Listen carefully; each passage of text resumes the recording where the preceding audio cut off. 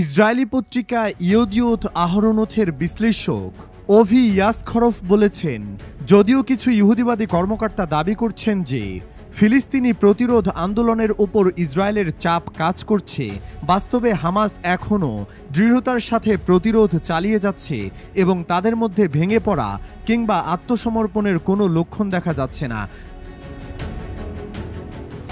মার্কিন মধ্যপ্রাচ্য বিষয়ক দূত স্টিভ উইটকফের সাম্প্রতিক যুদ্ধবিরতি প্রস্তাবের প্রেক্ষিতে হামাসের প্রতিক্রিয়া বিশ্লেষণ করে ইয়াসখরফ বলেন, হামাসের পক্ষ থেকে এমন কোনো ইঙ্গিত নেই যে তারা ইসরায়েলি শর্ত মেনে নিতে প্রস্তুত, বরং স্পষ্ট যে তারা এখনও চরম চাপ সত্ত্বেও মাথা নত করেনি এবং অস্ত্র সমর্থনের কোনো ইচ্ছাও প্রকাশ করেনি।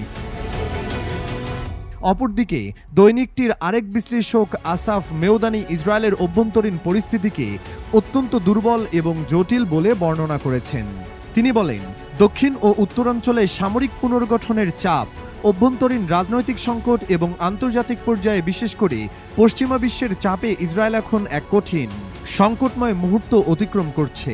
তদুপরি প্রধানমন্ত্রী বেনিয়ামিন নেতানিয়াহু তার রাজনৈতিক অবস্থান টিকিয়ে রাখার প্রচেষ্টায় জাতীয় স্বার্থের চেয়ে ব্যক্তিগত স্বার্থকে প্রাধান্য দিচ্ছেন, যা পরিস্থিতিকে আরও তীব্র করে তুলেছে। এই পরিস্থিতির মধ্যে হামাস এবং ইসরায়েলের মধ্যে যুদ্ধবিরতি এবং বন্দি বিনিময় বিষয়ক আলোচনা কার্যত অচলাবস্থায় পড়েছে। মার্কিন যুক্তরাষ্ট্রের মধ্যস্থতার পরও কোনো দৃশ্যমান অগ্রগতি হয়নি।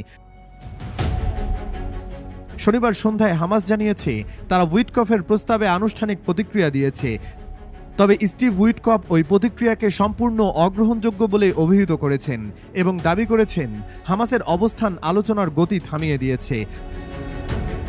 হামাস অবশ্য উইটকফের মন্তব্য প্রত্যাখ্যান করে বলেছে তাদের প্রতিক্রিয়া চুক্তির কাঠামোর মধ্যেই ছিল এবং ইসরায়েল নিজেই আলোচনার শর্ত ভঙ্গ করছে।